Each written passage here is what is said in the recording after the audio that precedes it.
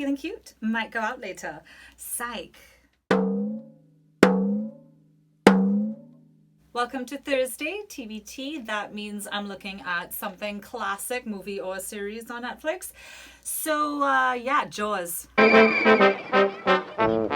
This is Universal's extraordinary motion picture version of Peter Benchley's best-selling novel, Jaws. Sure, there are movies made since that you could say are more scary, especially because now we know a lot more about sharks, you know? Sharks are not necessarily how they're described. Oh, especially not in the trailer. Like, actually... There is a creature alive today who has survived millions of years of evolution without change, without passion, and without logic. It lives to kill. A mindless eating machine.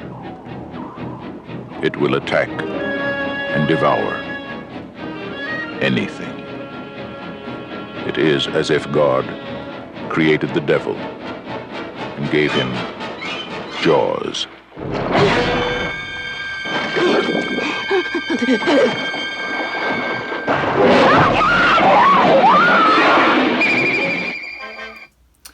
Okay, so can I just point out that initial scene, it comes up super early in the movie for those of you who haven't seen it, where the first indication that there is a shark in the water comes.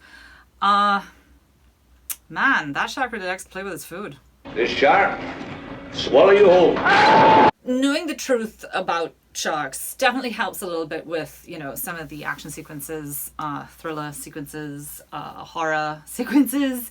So for people like me who aren't generally too into horrors, I can still wholeheartedly recommend Jaws because there is so much on top of it that makes this movie super watchable, especially right now. As you were hearing in the trailer just now, the soundtrack. It's been talked about a whole lot, and people like me who haven't seen the movie, you still know the soundtrack. I am here to tell you that the iconic dun dun dun is not the only brilliant piece of work when it comes to soundtrack in the movie. There are so many parts where there is beautiful orchestration in the background, setting a tone, keeping a pace up, that kind of thing. Super well done. The cinematography is just peak. I just found out that a girl got killed here last week. And you knew it. You knew there was a shark out there. You knew it was dangerous. But you let people go swimming anyway. It is amazing. For those of you who are into movie making, every single frame of this movie is thoughtful. It doesn't matter if it was a meeting in a classroom, a scene on a beach, or something horrific at sea.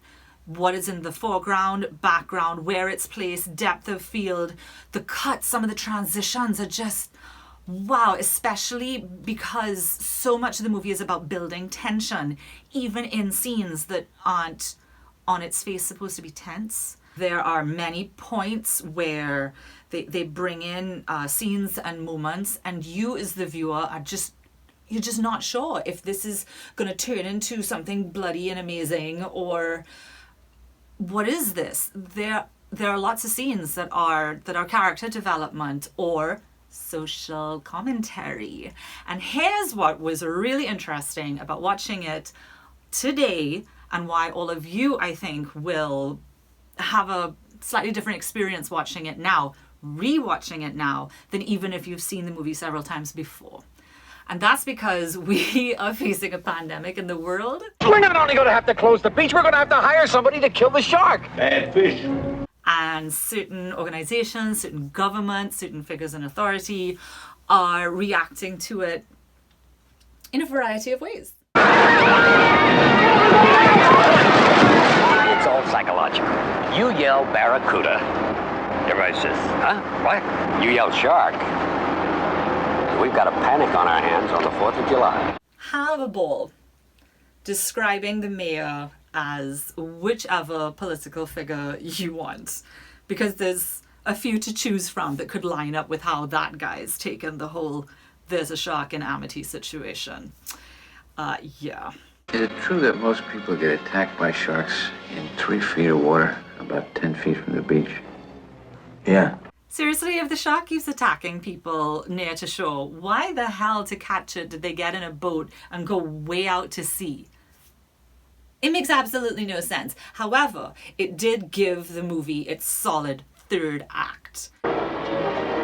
You're gonna need a bigger boat. That's a 20-footer. 25. 3 tons of them. Whether you realize it or not while you're watching, a story that's split into beginning, middle, end will kind of do something to you psychologically. And this movie, the way it's put together, utilizes very skillfully all kinds of psychological clues to carry you very comfortably on a journey that is very uncomfortable. Hurry up, he's coming straight for us. Don't screw it up now. Don't wait for me. Now! Shoot! So this third act that's out at sea now boils down to 3 characters, played by 3 men whose names all start with R. Robert Shaw, Roy Schneider, Richard Dreyfuss. The 3 men portray 3 very different type of guys, and they're all on the same mission. And some of the best parts of the movie are not when they are actively battling a shark, but it's when they're interacting with each other, feeling each other out, men being men. It's fascinating to watch. That's what's great about this movie. It's about what you value in life. It's about teamwork. I mean, yeah, it's also about massive friggin' shark. Yeah, can't forget that one. But it's time to take it in, guys. And it's time to take it in now. Never before has it been more relevant. Seriously, Jaws. None of man's fantasies of evil can compare with the reality of Jaws. Roy Scheider, Robert Shaw, Richard Dreyfuss, Jaws. See it before you go swimming.